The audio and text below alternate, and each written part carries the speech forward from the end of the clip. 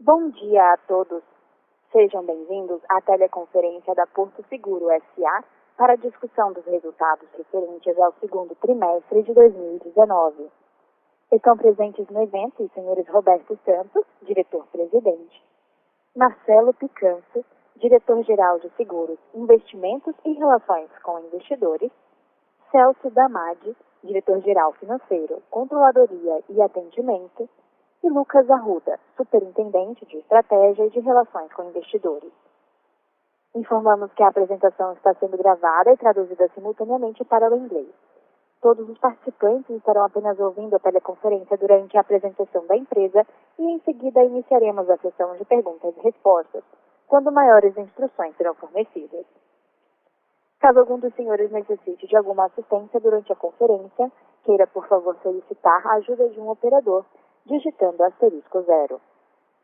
O áudio e os slides dessa teleconferência estão sendo apresentados simultaneamente pela internet no endereço www.portoseguro.com.br/ri.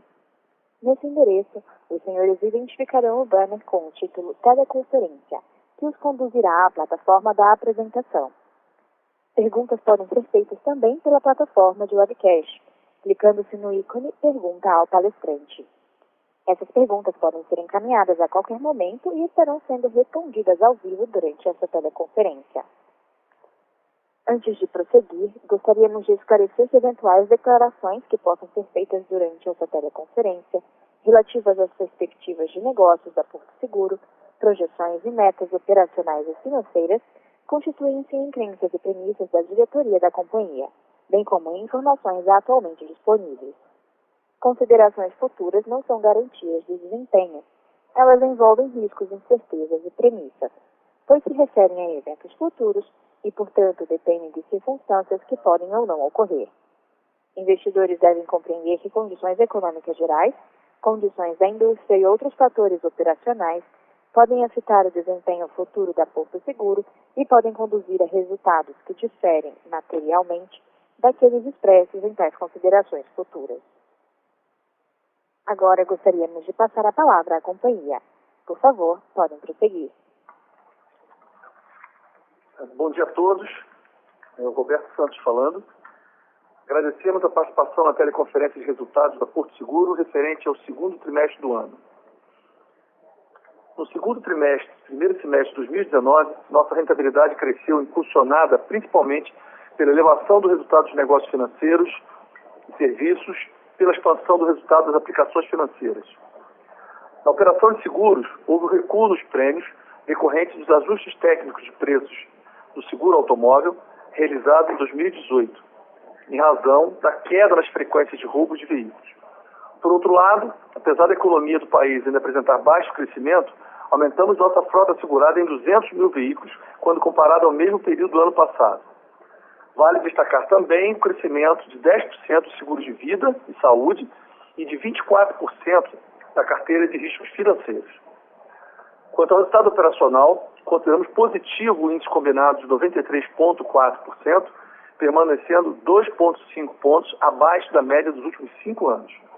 Do outro lado, em sinistros, houve uma melhora em comparação ao primeiro trimestre, principalmente em função da diminuição dos sinistros de automóveis em mais de 4 pontos.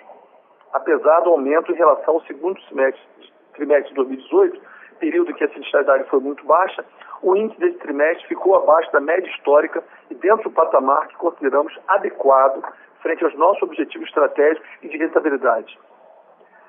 As despesas administrativas e operacionais de seguros também apresentaram bons resultados e ficaram estáveis nesta primeira metade do ano, explicado pelo aprofundamento e expansão dos nossos esforços para aumentar a eficiência operacional.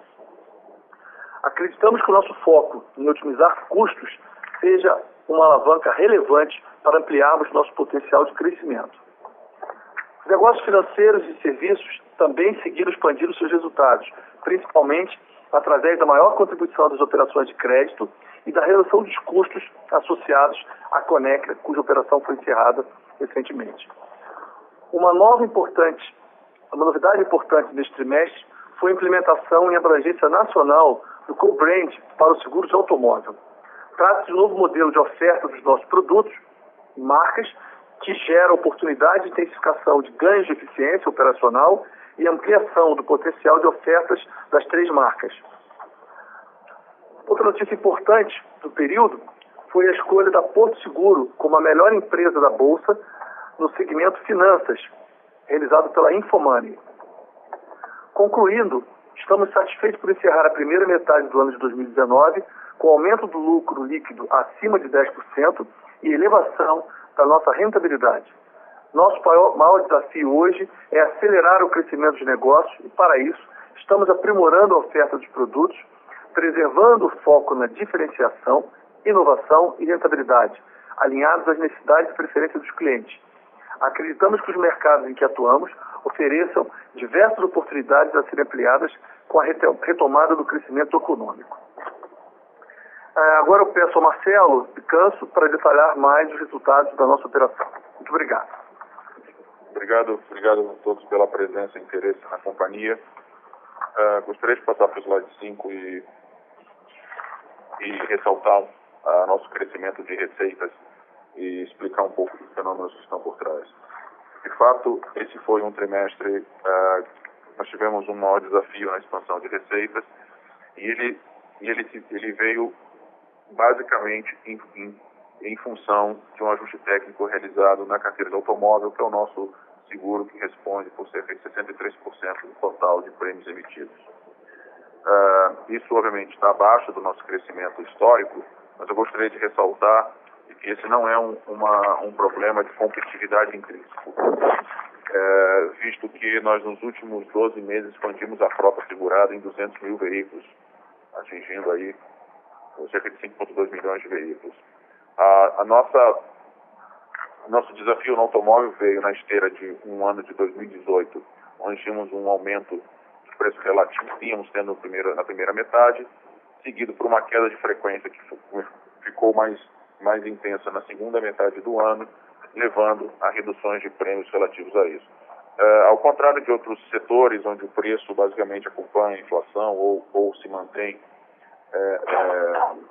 entre a inflação e zero, nossa ciclicidade do nosso mercado faz com que em movimentos de redução de risco tenhamos essa questão relacionada aos prêmios e às receitas. Por outro lado, em outros seguros, conforme já temos dito que é nosso objetivo estratégico ter uma expansão mais forte, tivemos um crescimento próximo de 2 dígitos em saúde, odonto e em pessoas. A distribuição de prêmios vem desde 2014, reduzindo a sua concentração no automóvel. Então, em 5 anos reduziu-se já 5 pontos percentuais.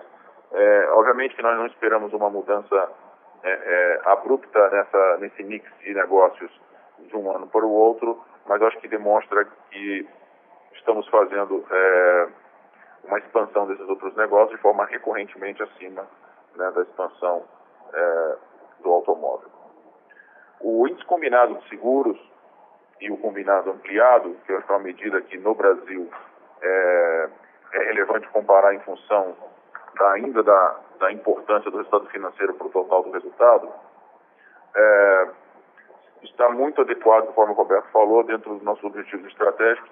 Eu gostaria de ressaltar que o índice combinado que tivemos no segundo trimestre de 2018 e no terceiro trimestre de 2018, abaixo de 92%, foi realmente um resultado excepcional, os melhores resultados em uma década que nós tivemos, e que o resultado atual, que está aí cerca de 2 pontos superior de 93%, ainda é um resultado muito bom para o trimestre, muito melhor, inclusive, do que a média dos últimos 5 anos.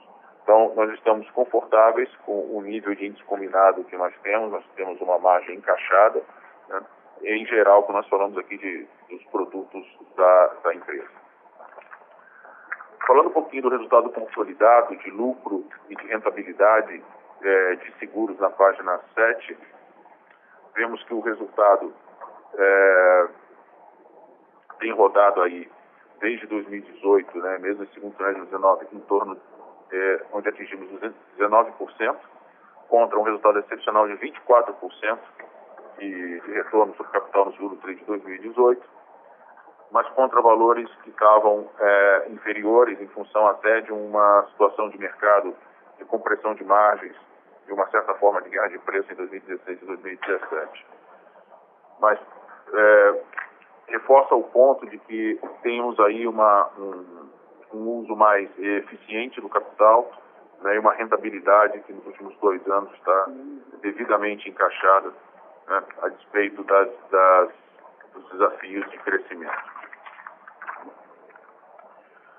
Quando olhamos especificamente produto a produto nos resultados do segundo trimestre e primeiro semestre de 2019, temos aqui uma expansão mais robusta em saúde, vida, e tivemos um cenário mais desafiador para o automóvel e para os ramos alimentares, aqui por questões que nós acreditamos serem mais pontuais, especialmente em ramos alimentares, em função de uma grande competitividade que nós tivemos no empresarial, que teve uma redução de 2%, a qual nós já tomamos as devidas medidas para voltar ao crescimento. Já temos sinalizações de que o segundo semestre será melhor do que o primeiro. Em automóvel, a redução técnica que nós tivemos, apesar da expansão da frota, não foi suficiente. O aumento da frota não foi suficiente para compensar a redução técnica. E, com isso, a redução no semestre ainda foi de 3,2% em relação ao primeiro semestre do ano passado. Porém, gostaríamos de ressaltar que as frequências que nós estamos vendo hoje, os fenômenos e as tendências não apontam para uma próxima redução. Logo,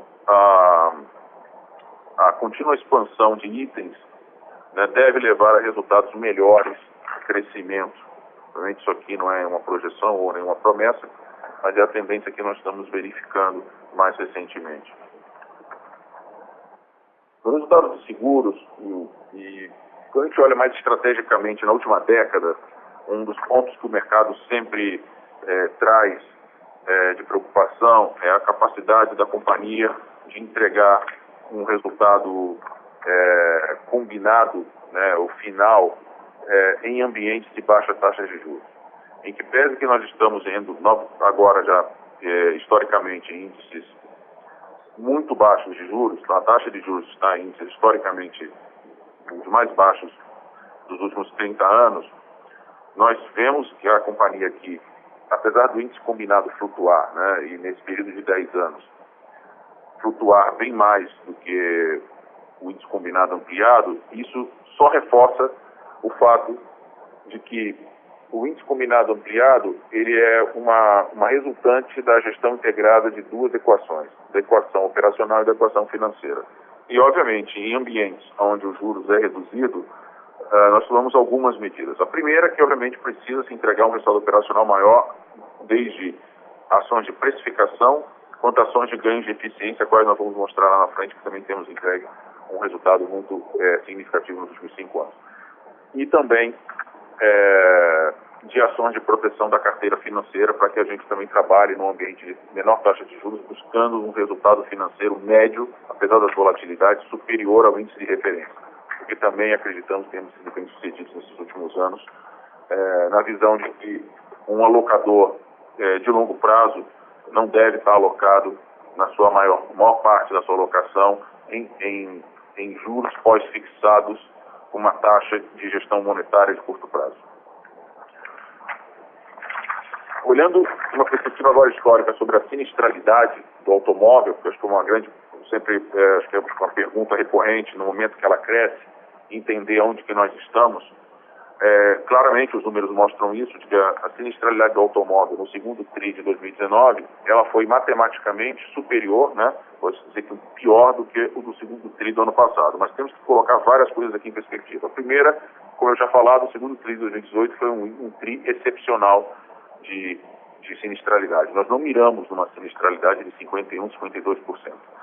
Segundo, quando olhamos todos os segundos TRIs dos últimos 5 anos, né, 5 para 6 anos, nós vemos que ainda estamos, né, numa sinistralidade 2 pontos percentuais inferior à média desses últimos 5 anos.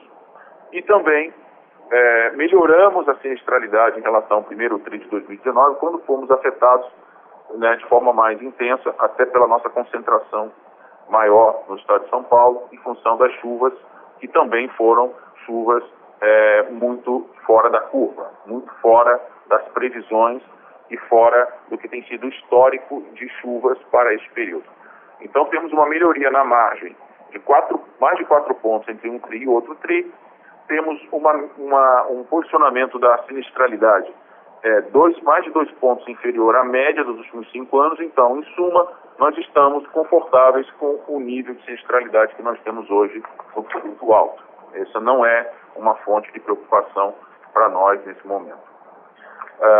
Conforme já antecipado pelo Roberto, nós fizemos mudanças no modelo de oferta das 3 marcas de automóvel, né, passando a trabalhar aí com 2 fábricas, né, no fundo 2 produtos técnicos, que é a Porto Seguro e a Azul, mas aproveitando toda a potência de ter as 3 marcas, inclusive de trabalhar com a marca mais valiosa do Brasil hoje, que é a Itaú, a gente mantém esta oferta do Itaú, que pode ser ofertada a partir das preferências dos consumidores e dos corretores, e pode ser acoplado a qualquer uma das 2 fábricas.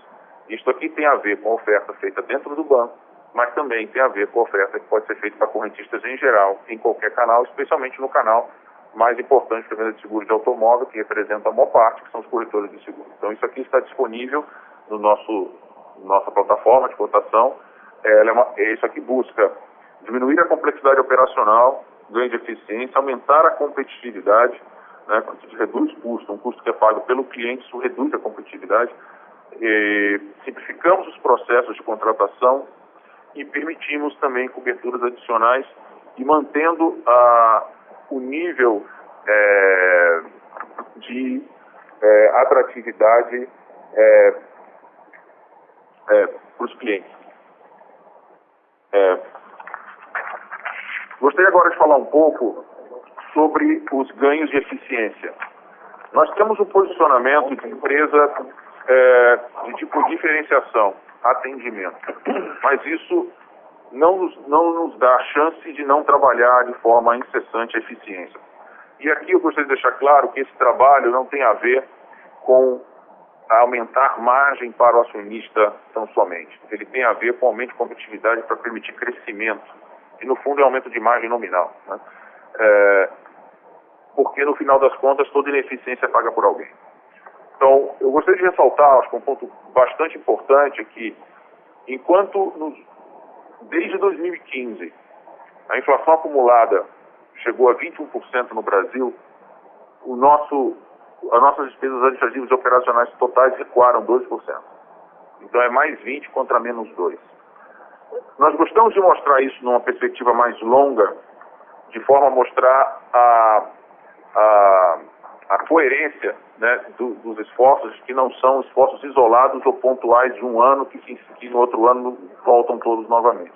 Nós acreditamos aqui que nós não vamos fazer nenhum movimento abrupto que vá danificar nosso nível de serviço com clientes, o nosso posicionamento estratégico no mercado, mas obviamente que é obrigação nossa melhorar os processos e buscando eficiência, não só porque eles trazem ganhos financeiros e de competitividade, mas porque também o cliente exige uma experiência melhor. E toda ineficiência gera, de alguma forma, uma experiência pior para o cliente e para o corretor de seguros. Então, isso para a gente é muito estratégico. Eu gostaria de dar uma visão estratégica para a questão de eficiência, né? Vou falar um pouco dos resultados de negócios financeiros e serviços. Nós tivemos aí uma rentabilidade que aumentou significativamente, basicamente parte pela expansão das operações de crédito e também pela redução de despesas associadas a negócios que não vinham performando bem, como o principal caso, que é o caso da Conecta, né? Em que pese que as receitas totais aqui, elas reduziram um pouco, isso tem muito a ver com a redução, na verdade com a descontinuidade da operação da Conecta, que gerava receita, mas não gerava resultado. Então, eu acho que, olhando para frente, a gente tem que focar aqui muito mais na evolução das receitas dos principais negócios, como cartão e financiamento, em torno de 8%, e consórcio em torno de 12%.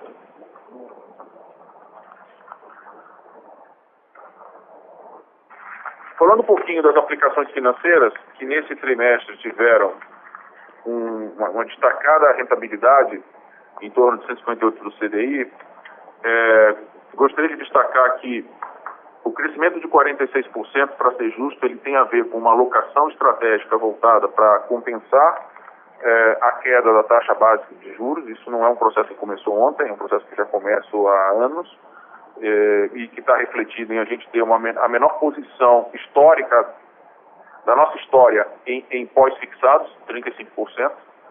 Isso aqui, muitos anos atrás, já foi 70%, 80%. Hoje é 35%, na visão de que, à medida que você tem uma taxa base muito baixa, você precisa fazer uma alocação, não de risco alto, porque nós não temos risco alto, nós temos uma volatilidade histórica que fica em torno de 0,5%, isso não é uma volatilidade alta. Mas, para ser justo, duas coisas. Eu acho que a alocação estratégica feita, ou melhor, três coisas. Segundo, o momento muito positivo do mercado em vários ativos, inclusive ativos de renda variável, o fechamento das taxas de juros, e também a base de comparação prejudicada em relação ao segundo TRI de 2018, que foi um TRI de bastante dificuldade para ativos de maior risco no Brasil, que fez com que a nossa receita financeira fosse prejudicada, inclusive tendo uma receita financeira negativa em demais aqui, no que está além de seguro e reserva de previdência, que na verdade tem a ver com os títulos que estão na SA, que são principalmente os ativos de maior risco, como principalmente ações, né, e fundos multimercados. Então, quando o mercado ele tem um revés muito grande, esses são os ativos que mais sofrem, e isso aconteceu no segundo TRI de 2018, quando o nosso resultado não foi bom.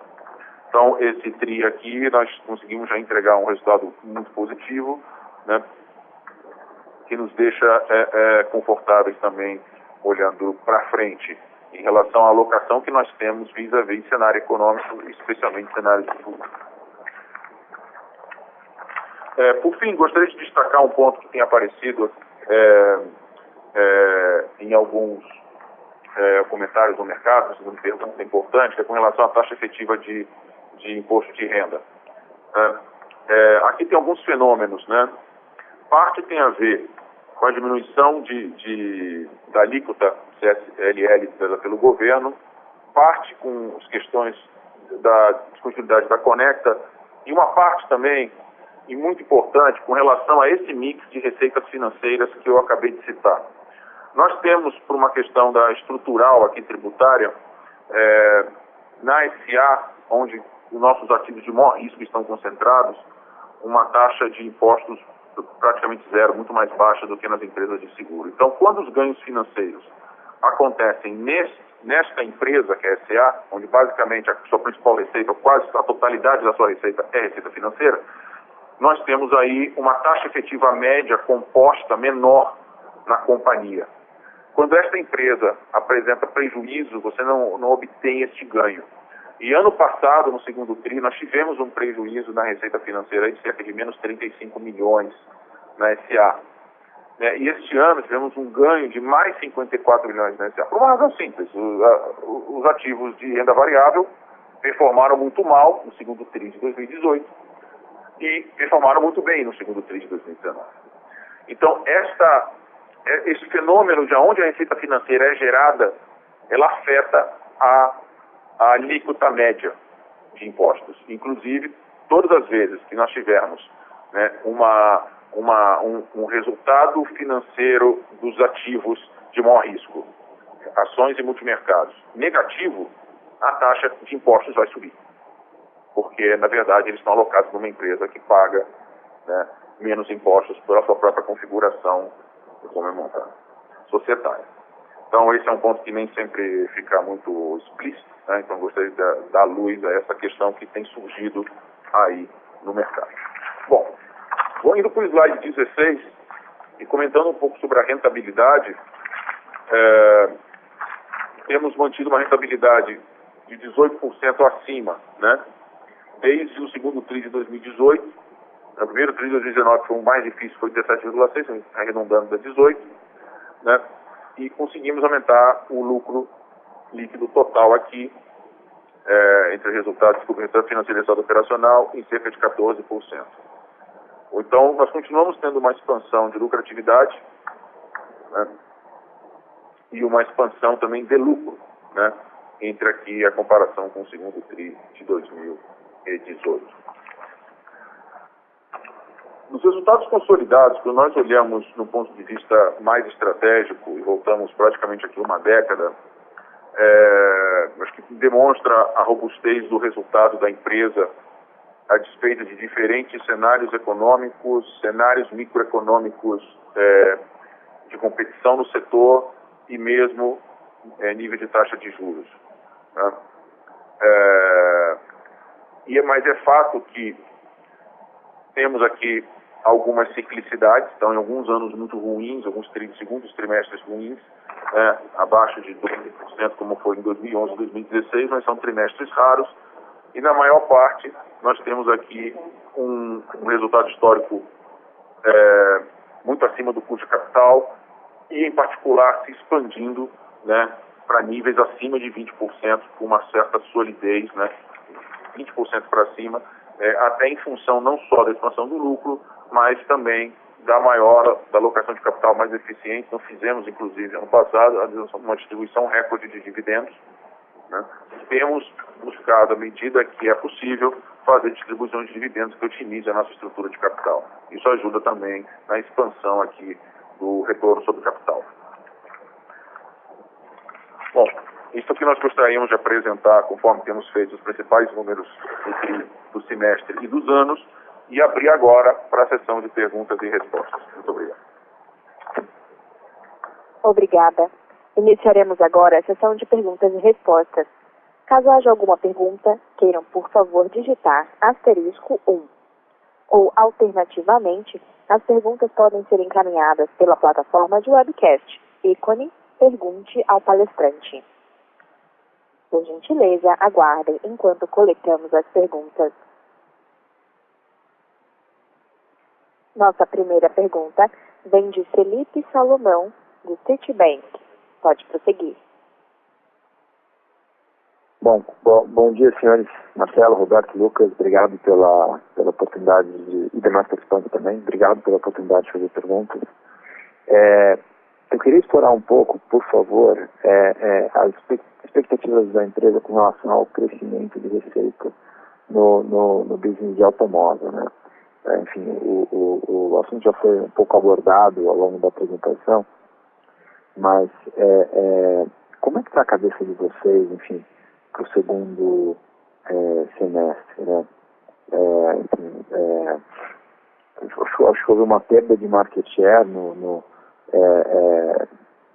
em termos da frota segurada no segundo trimestre versus o primeiro trimestre desse ano, né? E mesmo assim os preços continuam caindo, né? Quer dizer, parece que o mercado está cortando preços ainda mais do que o que a Porto Seguro fez, né? Então, enfim, como é que está a cabeça de vocês? Vocês estão vendo já um ambiente de estabilização de preços na indústria? Vocês acreditam que, uma vez que a fiscalidade dos outros players se deteriorou no último trimestre, os pontos indicativos que o apetite deles de cortar risco e cortar preço vai diminuir e aí, consequentemente, a gente possa entrar num novo ciclo de crescimento um pouco mais saudável e, consequentemente, o top line volte a crescer. Enfim, queria ter uma ideia de como é que está a cabeça, né, de vocês com relação a esses pontos. Obrigado. Oi, Felipe. Marcelo Picanso falando. Obrigado pelas perguntas. Bom, vou tentar colocar da seguinte forma.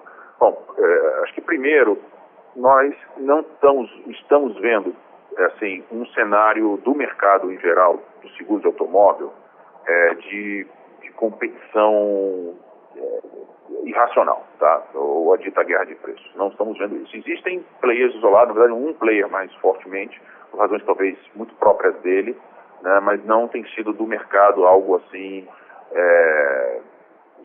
Claro, é um mercado de margens apertadas, alguns players, a gente sabe, historicamente trabalham próximo a resultados negativos ou com índices combinados acima de 100, isso não é uma novidade, e com isso nós estamos convivendo. A queda do prêmio médio que você pode estar vendo não porque os preços estão caindo na margem, mas porque está sendo trocada as safras em função, inclusive, da redução de risco que nós falamos que foi estrutural que aconteceu.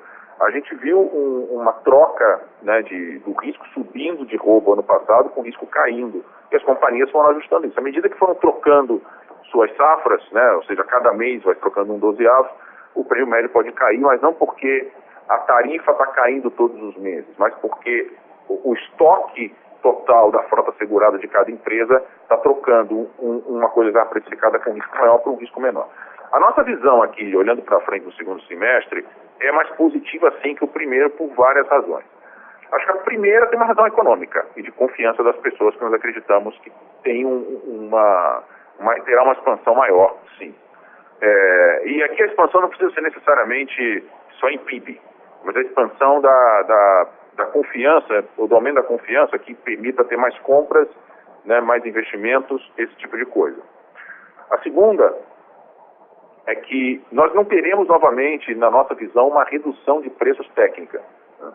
Não temos elementos que nos levem a crer que nós temos que fazer isso novamente. Tá?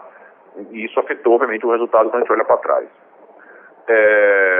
E a terceira é que nós estamos tomando uma série de iniciativas que não tem a ver só com preço, né? Porque a gente não acredita que aumento de vendas tenha que vir só de preço em automóvel. Eu digo que a gente luta contra isso, essa mentalidade, há 40 anos. Isso não é uma novidade. Mas acho que a gente está conseguindo aparelhar melhor para fazer essas vendas de automóvel associadas, por exemplo, a cartão. A gente lançou recentemente esse mês, para ser mais exato, uma campanha, né, de incentivo aí à compra de cartão para novos clientes, junto com condições facilitadas de pagamento e descontos, né, para clientes de automóvel, mas numa visão muito assim de fazer cross-selling, de deixar o cliente conosco por mais tempo, de buscar diminuir a comparação direta apenas com preço e discutir mais valor agregado, mais facilidade que ele tenha. Então a gente acredita muito que o cliente busca muitas vezes, né? Não vou dizer que são 100% dos clientes, existe cliente sim que só olham preço, existem, mas a gente não pode generalizar e achar que isso o mercado inteiro é assim. Então a gente está buscando trabalhar muito isso nas ações de venda cruzada, de potencialização de venda. O automóvel é o nosso principal produto, mas quando ele é potencializado na venda através de benefícios que aumentam, porque, por exemplo, tem o cartão, e o cartão foi criado para ser um instrumento de relacionamento. Muita gente nos pergunta do cartão como instrumento de crédito. E a gente sempre responde, está fazendo a pergunta errada, né? A pergunta é o que ele ajuda em relacionamento, não em crédito somente, né? Então, a gente está bem mais positivo, olhando para frente, né? Eu acho que os ajustes foram feitos para essa expansão aí, sim, que, claro, é a nossa primeira preocupação. Eu acho que a sua pergunta, como primeira pergunta, só reflete o fato que a nossa primeira preocupação, de fato, é o crescimento do nosso principal negócio, né? Mas ressalto novamente, nós estamos crescendo frota, né? Nós não estamos perdendo frota. Então isso é importante para mostrar que nós estamos competitivos, né? O problema é que a comparação com o ano passado, estamos comparando com dois patamares de preço e de risco diferentes, e aí a comparação fica de fato distorcida. Felipe, o Roberto Santos, eu queria apenas complementar dois pontos da fala do Marcelo, que é o seguinte: a questão da nossa estratégia de co-brand, em que a gente passa a explorar as 3 marcas e 2 produtos, 2 fábricas apenas, como o Marcelo na primeira fala lembrou muito bem, tem uma pegada de eficiência operacional, mas também tem uma pegada de maior conversão de negócios, porque a base de correntistas Itaú é extremamente significativa. E na estratégia anterior, o correntista tinha apenas uma possibilidade com a marca Itaú, apenas um produto com a marca Itaú. Ele passa a ter 2 marcas, 2 produtos com a marca Itaú. Ele tem o produto Porto e o produto Itaú co-brand. Então, a gente está percebendo já uma maior conversão no segmento de correntistas. Isso vai também ajudar muito daqui para frente na expansão do crescimento do negócio automóvel. O outro ponto que também queria acrescentar é que a gente deu uma lipo no nosso produto Azul Leve recentemente. o produto nosso de combate para produto mais enxuto. É a versão do azul mais enxuta do que o produto tradicional. Então a gente está conseguindo colocar o produto como uma marca de combate nos segmentos que estão sendo explorados pelas associações de proteção veicular. Então a gente está percebendo um crescimento, uma expansão muito grande nesse produto também. Então, corroborando com a fala do Marcelo, a gente tem aí uma expectativa bastante otimista para o segundo semestre no crescimento, na expansão dos negócios em automóvel. Legal.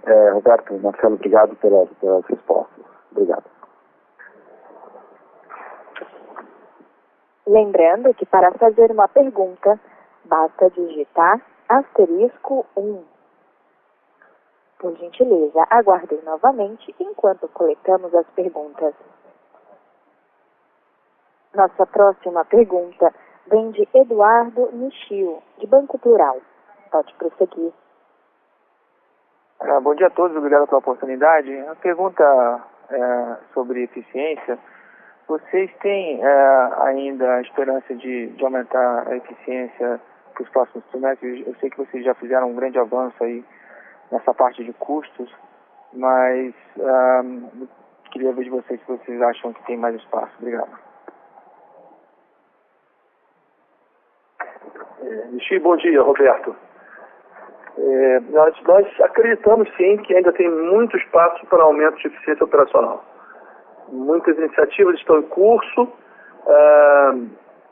e muitos projetos ainda em andamento, revisão de processos, não só investimento em tecnologia, mas principalmente revisão de processos em todas as áreas da empresa. E eu queria destacar também aqui que a gente está percebendo na companhia, nós começamos a ter uma cultura de eficiência sendo permeada dentro da empresa. Então isso é uma coisa que vem para ficar, né? Então, sem sombra de dúvida, isso vai muito para frente. E também com o crescimento da nossa receita, que a gente espera para o segundo semestre, relativamente a gente ainda vai ver aí muita continuidade em redução de despesa operacional e despesa administrativa. Muito obrigado. Você tem como dar um pouco mais de detalhes aí em que frente você acha que pode cortar custo? É muito mais nessa parte da integração das marcas ou você ainda vê espaço para desinvestimento, enfim, de outras unidades que não são tão rentáveis?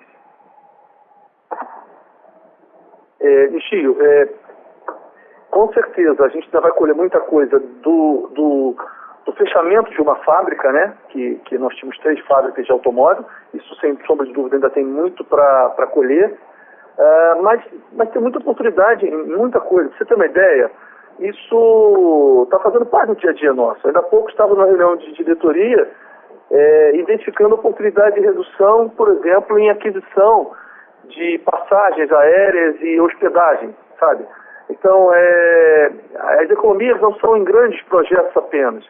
A gente passou por uma camada agora, média ainda, onde a gente começa a ver em despesas não necessariamente absurdas e enormes, mas oportunidades de quebra. Então, em todos os negócios da companhia, os gestores estão identificando oportunidades.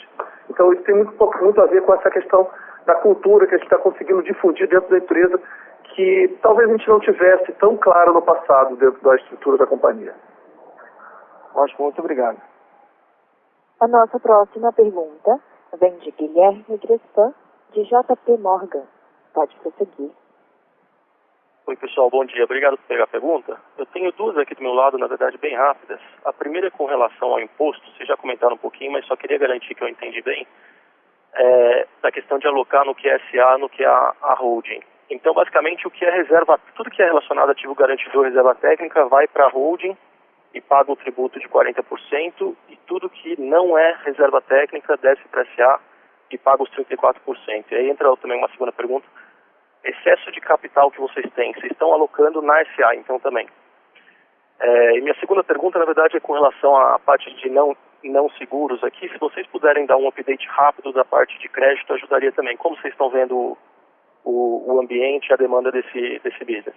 Obrigado. Tá? Ô Guilherme, é o Celso, tudo bem? Ô Guilherme, vou responder a parte dos impostos, o Marcelo responde sobre o crédito depois. A parte dos impostos é bem simples. Então, a parte das reservas técnicas, ela tem que ficar em cada seguradora por questões regulatórias da SUSEP, né? Então, as reservas técnicas ficam em cada seguradora. Então, essa primeira parte, nós tivemos uma queda de impostos por causa da queda da contribuição social sobre o lucro, de 5%, né? Não foi exatamente 5%, porque também impacta negativamente a JCP. Então, você tem uma queda de 5% do imposto, mas você também tem uma queda no crédito de JCP, que dá uma média aí de 4 pontos percentuais de queda, mais ou menos. E quando a gente tem excesso de capital, a gente faz a alocação desse excesso de capital na holding, na nossa controladora. Porque lá na holding a gente tem uma taxa de 34%. Só que além de eu ter taxa de 34%, eu também tenho prejuízo fiscal lá na holding acumulado. Então, e tem o JCP lá na holding. Então, dependendo da quantidade e a rentabilidade que eu tenho lá na controladora, eu tenho uma taxa efetiva de imposto de 0 lá na holding. O que aconteceu nesse segundo trimestre foi que nós tivemos um lucro nesse segundo trimestre, onde minha taxa efetiva de imposto foi 0. Por quê? Porque eu tive a JCP nesse segundo trimestre e a minha taxa efetiva de imposto foi 0. Comparando com o segundo trimestre do ano passado, eu tive um prejuízo no segundo trimestre na holding do ano passado. Então, quando a gente compara a taxa efetiva dos 2 trimestres, a holding representa uma redução de 7 pontos percentuais na taxa efetiva. Então, a maior parte da redução da taxa efetiva de imposto veio dessa alocação de capital sobre receita financeira da própria holding. Então, não foi a redução de imposto. Então, se não tivesse a redução de impostos da contribuição social, nós teríamos uma redução de taxa efetiva no nosso consolidado de 7 pontos percentuais de qualquer jeito pela redução de alíquota na holding, pela aplicação financeira que a gente teve maior rentabilidade nesse segundo trimestre na holding, tá? Então foi isso. Pela redução de contribuição social foi só 3 pontos percentuais no consolidado no trimestre. Ok? Consegui explicar para você? Ficou claro? Não, perfeito, super claro. Então tudo que não é por regulação, reserva técnica, ativo garantidor, por exemplo, excesso de capital, vocês alocam nos 34%. Exatamente. Justamente para otimizar este ganho de capital. É que é menos de 34, tá? Porque lá eu tenho um prejuízo fiscal acumulado, então a gente não recolhe 34. Geralmente dá menos que 34. Invariavelmente dá quase alíquota 0 lá, tá? Até eu zerar o meu prejuízo fiscal que eu tenho lá. Isso. Bom, Felipe, então, Guilherme, Marcelo Picasso. Então, falar um pouquinho sobre o crédito, né, como é que a gente está vendo. Sim, a gente tem uma visão de que a gente pode expandir mais, a gente tem feito aí um trabalho dessa limpeza da carteira, não em termos nem de clientes ruins, não, mas em termos de cartões pouco utilizados, até porque cada concessão de limite de um cartão pouco utilizado, ele consome capital. Então, nós passamos esses últimos trimestres aí reduzindo clientes inativos, né? Mas sim, nós queremos expandir mais fortemente o crédito. Claro que essa expansão ela tem que ser feita dentro da nossa estratégia de expandir para clientes da Porto ou clientes com potencial forte de serem clientes da Porto, né? Porque novamente eu vou insistir nisso, o cartão para a gente é um instrumento de relacionamento. Então a gente costuma fazê-lo para reforçar, melhorar outros relacionamentos que já existem ou que podem existir. Com isto, é natural que nós vejamos aí um certo aumento no índice de inadimplência. É natural isso, porque se tivermos uma posição muito, muito restritiva, nós vamos acabar tirando essa possibilidade de obtenção desse produto em clientes que têm um risco maior. Agora, eu quero deixar uma coisa bem clara. Ter um risco maior não significa ter uma rentabilidade pior. Pelo contrário, nesse caso. Podemos ter uma rentabilidade, inclusive, melhor, né? Na verdade, se a gente for 100% conservador em cartão nós vamos diminuir o lucro, porque na verdade muitos clientes com risco um pouco maior, mas que transacionam crédito e pagam, eles não vão estar na nossa base, né? Então, se a gente só vivesse de clientes que pagassem tudo à vista, nossa rentabilidade seria menor. Então, a gente precisa de clientes com risco moderado e que dão rentabilidade superior, inclusive rentabilidade superior aos que muitas vezes têm score melhor. Por outro lado, quando a gente olha a medida inadimplência por carteira e não a medida que a gente até prefere de custo de risco, quando a gente divide pela receita gerada também, acho que as duas são importantes olhar, né? A gente pode ficar enviesado em tentar somente minimizar a inadimplência. Temos sim uma certa vantagem por trabalhar com uma base de clientes que tem um risco intrínseco menor do que uma base de banco universal de varejo, que atua basicamente com o risco da população, mas, obviamente, nós não queremos também ter um nível de conservadorismo excessivo que faça com que haja uma limitação na expansão desses negócios de crédito. Tá? Eu, Roberto, falando, queria acrescentar aqui, voltar um pouquinho à pergunta anterior do X, só acrescentar um ponto, que eu acho importantíssimo, sobre a questão da eficiência.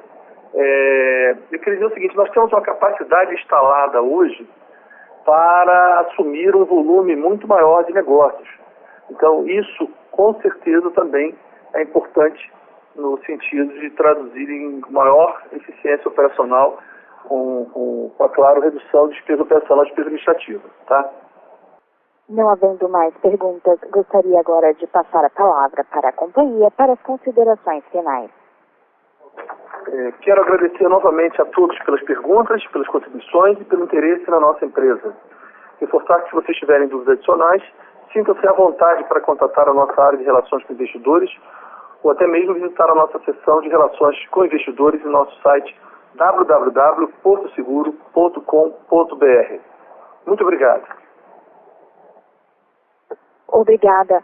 A teleconferência da Porto Seguro está encerrada. Agradecemos a participação de todos e desejamos um bom dia.